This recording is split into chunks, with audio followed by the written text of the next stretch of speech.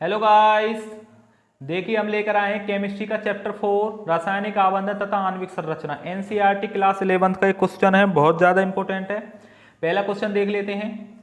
पहला question important है आपका, सहसंयोजी बंध किसे कहते हैं और इनके उदाहरण भी लिखो। Most important question. दूसरा क्वेश्चन है आपका, आयनिक बंध किसे कहते हैं, इसको परिभाषित कीजिए और उदाहरण भी दीजिए। तीसरा क्वेश्चन आ जाता है, सिग्मा बंध किसे कहते हैं, उदाहरण सही समझाइए।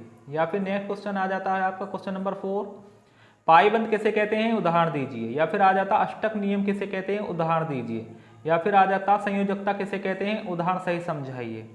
या फिर एक क्वेश्चन आ जाता आपका इंपॉर्टेंट है, VSEPR नियम किसे कहते हैं, उदाहरण समझाइए। या फिर क्वेश्चन आ जाता है, द्विध्रुव आघूर्ण किसे कहते हैं, समझाइए। नेक्स्ट क्वेश्चन आ जाता है आपका क्वेश्चन नंबर 9, देख लेते हैं।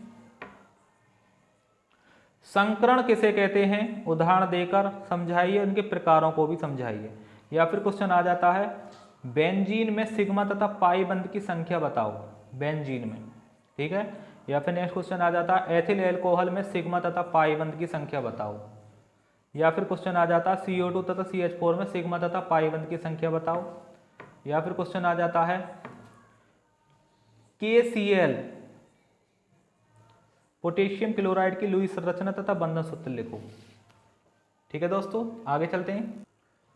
क्वेश्चन नंबर 14 देख लेते हैं, मैग्नीशियम ऑक्साइड की लुईस संरचना तथा आबंधन सूत्र बताओ। या फिर कैल्शियम हाइड्रोक्साइड की लुईस संरचना तथा आबंधन संरचना बनाओ। या फिर आ जाता है question, carbon tetra chloride CCl4 की लुईस संरचना एवं आबंधन संरचना बनाओ। या फिर क्वेश्चन आ जाता है आपका 17, कार्बन डाइऑक्साइड में लुईस संरचना तथा आबंधन संरचना बनाओ। या फिर क्वेश्चन आ जाता है आपका, कार्बन मोनोऑक्साइड CO में लुईस संरचना तथा आबंधन संरचना बनाओ।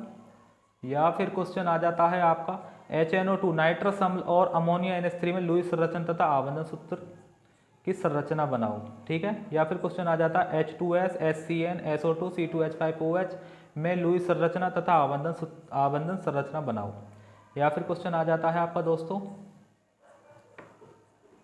NaOH H3PO4 SO3H H3O4 H3O positive SOCl2 की लुईस संरचना तथा आबंधन सूत्र बनाओ। या फिर क्वेश्चन आ जाता है, हाइड्रोजन बंध किसे कहते हैं।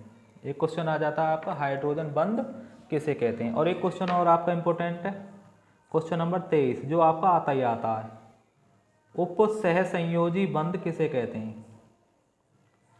उप सहसंयोजी बंध किसे कहते हैं, इंपॉर्टेंट क्वेश्चन है ये। उप सहसंयोजी बंध किसे